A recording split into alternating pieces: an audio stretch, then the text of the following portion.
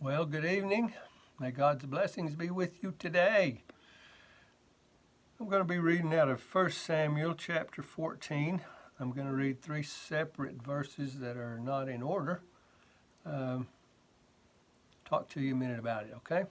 1 Samuel chapter 14, I'm going to read 6, 23, and 45.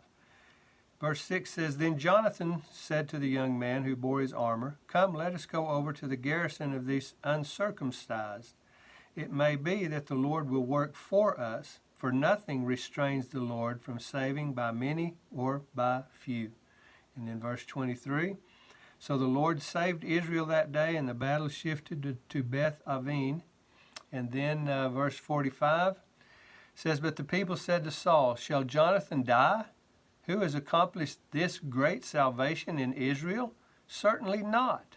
As the Lord lives, not one hair of his head shall fall to the ground, for he has worked with God this day.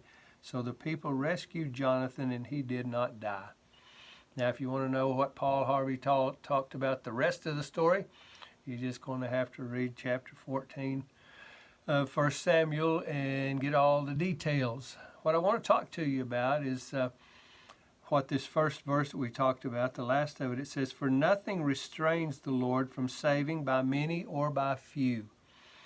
God is big enough. He doesn't need armies. He doesn't need millions and millions of people or angels to get done what he needs done.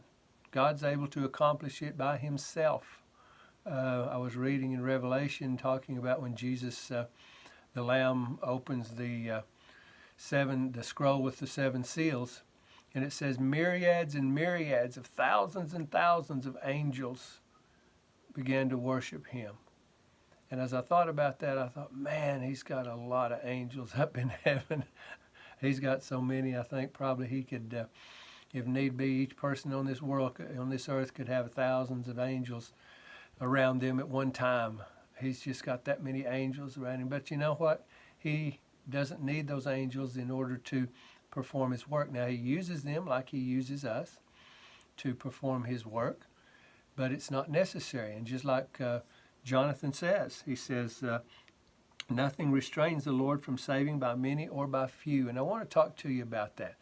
Each one of us has amazing power and authority as Christians, as people that are living godly lives, serving the Lord with all our heart, all our mind, all our strength. We have amazing abilities and amazing powers. And God uses us as he sees fit. And with those abilities and with those strength and with his strength behind us, nothing is impossible. I have had people in the church over the years that come to me and say, well, I believe God has given me this ministry and I need to start this ministry or that, and I'll pray with them. And if God ordains it, okay, then go for it. And lo and behold, most times they want somebody else, they want me or somebody else to be in there and join with them. And I've told so many of them, this is not, God's called me to a pastorate. He's called me to pastor here. He did not call me to that ministry he's calling you to. He's ordained you to do that. And by yourself, you're big enough. You can handle this. I'll help you when I can, but you need to do this because God's called you to do it. And just like Jonathan and his armor bearer there, they stepped out in faith and went to work and began a siege against their enemy, the Philistines. And God helped them overcome.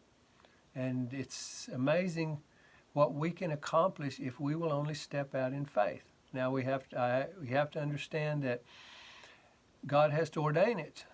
You can't just step out on your own and say, well, I think this would be a good thing to do, and step out in faith and do it, and it fall to the ground. Because if God has not ordained it, it's not going to take place. You need to hear his voice. You need to make sure you're doing what he's called you to do. But if he has ordained you to do it, you don't need a multitude of people in order to get it accomplished.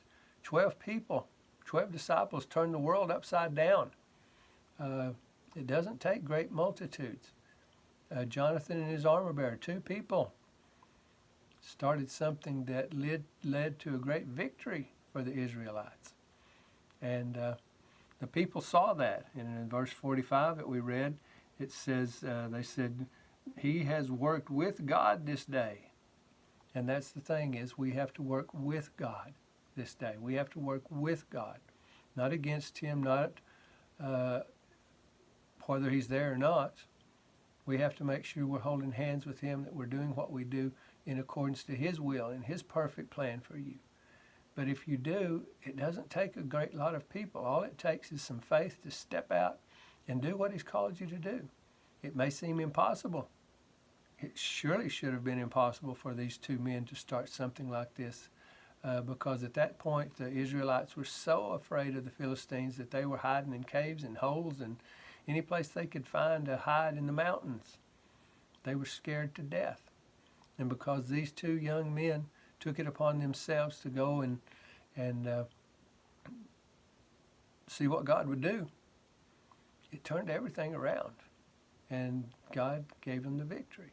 He will give you the victory if you will just listen to his voice. Whatever you're going through, whatever God's called you to do, be faithful to do it. And if you don't have the resources, guess what? If he's called you to do it, he provides the resources. You may not get them ahead of time. Sometimes it takes stepping out in faith, knowing, I know I've been called to do this. God, I'm leaving it up to you. And he will always come through. Always come through.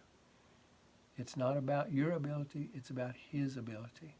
In our weakness, he's made strong. In our weakness, he's the one that stands out. And everybody knows this is only through Jesus Christ. This is only through God that this can take place. So we have to make sure that we are serving his will. But don't be afraid to step out, even if it's you by yourself, even if there's only a couple of you, even if it doesn't seem like there's enough. God's always enough. God is always enough. So you can do it. If God's called you to do it, be obedient and step out in faith and do what God's called you to do, because he will make sure that it succeeds and great and mighty works will be done. Make sure you don't take the credit for it. Make sure, because that's a dangerous place to be. Give God the glory. Give God the credit. Let everyone know it wasn't me, it was God. And then he will bless you and he will use you, and your ministry and what he's called you to do will be successful. So step out in faith.